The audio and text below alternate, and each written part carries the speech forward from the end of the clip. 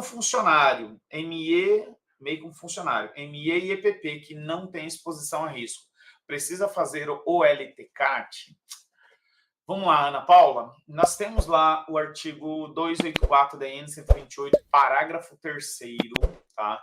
Que ele traz algumas exceções. Por que exceções? Porque, em tese, quando você pega o artigo 68 do decreto 3048, parágrafo 3º e 8º, se eu não me engano, tá? Se eu não me engano, são esses. Parágrafo 3º e 8º do artigo 68 do decreto 3048, quando você lê o texto e entende o contexto daquilo lá, você vai ver que somente empresas que têm trabalhadores expostos a risco físico e biológico são obrigados a elaborar o LTCAT, consequentemente, preencher o PPP, tá?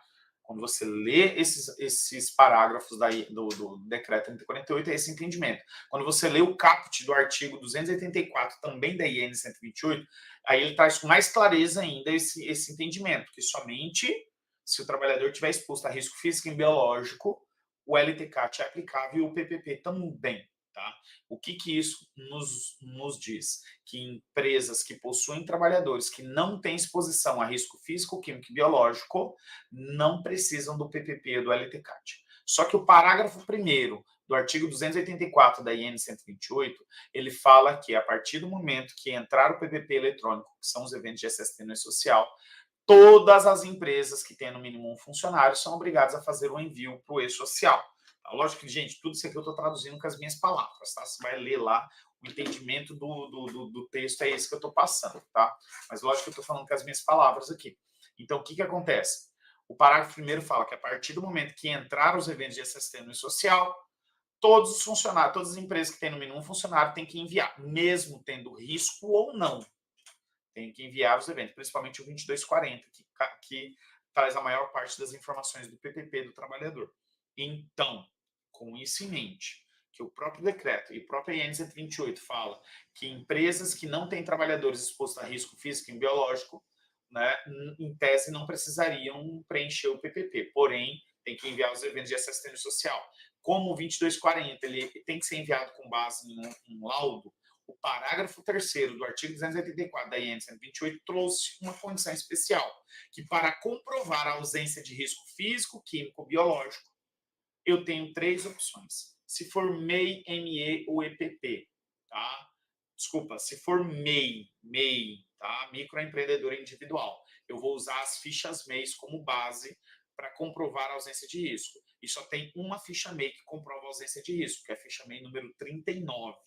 Tá? Se todos os quinais do seu cliente se enquadrarem na ficha MEI número 39, ele estará isento, ele comprovará a ausência de risco físico e biológico, consequentemente estará isento do LTCAT, e o envio do 2240 será com base na ficha MEI. Isso está previsto no parágrafo 3º do artigo 284 da IN 128. Tá? Segunda condição, se for uma ME ou EPP, que se enquadrar nas condições da elaboração da DIR, declaração de inexistência de risco da NR1, então ele vincula a NR1, tá? Se a empresa se enquadrar na elaboração da DIR, declaração de inexistência de risco, previstas na NR1, essa empresa também estará isenta do LTCAT, que vai comprovar a ausência de risco físico e biológico, e estará isento do LTCAT também. Tá? Essa é a segunda condição. E a terceira condição é para as demais empresas. Quais são as demais? Aquelas que não são MEI, que não são ME ou que não são EPP. Tá? Então, aquelas que as demais empresas que não se enquadrarem nessas duas condições, se o PGR da empresa comprovar a ausência de risco físico, químico e biológico. Porém, esse PGR tem que ser elaborado com base no anexo 4 do decreto 3048. Tem essa condição também. Se esse PGR, elaborado com base no anexo 4 do decreto 3048, comprovar a ausência de risco físico, químico e biológico, eu poderei usar esse PGR como base para a isenção do LTCAT, tá bom? No parágrafo 3º do artigo 284 da IN 128, ele não fala de isenção do LTCAT. Ele fala que para comprovar a ausência de risco. Então, vou usar essas 3 opções para comprovar a ausência de risco. Se eu comprovei a ausência de risco, eu não preciso elaborar o LTCAT, tá bom? Então, essa é a lógica aplicada. Para quem é meu aluno dos cursos Dominando o SSN Social e Gestão de Envio dos Eventos de SSN Social, cara, tem várias aulas explicando tudo isso, como fazer a identificação do MEI, do ME, do EPP, grau de risco 1, 2 ou 3, ou 4. Cara, tudo, vem tudo assim mastigadinho, como fazer essa análise. Inclusive tem uma planilha do Excel, que você joga os dados do teu cliente lá e no final a planilha te diz se o LTCAT é aplicável ou não. Tudo isso aí. Essa planilha é só para os alunos do curso de gestão de envios, tá? Não está no curso Dominando o SSN Social. Só no curso de gestão de envios tem essa planilha aí também, que é material dos alunos, tá bom? Então fica a dica. Quem quiser participar do curso Dominando, quem está no YouTube, descrição da live tem um link. Quem está no Instagram, é só digitar e-social nos comentários, ok?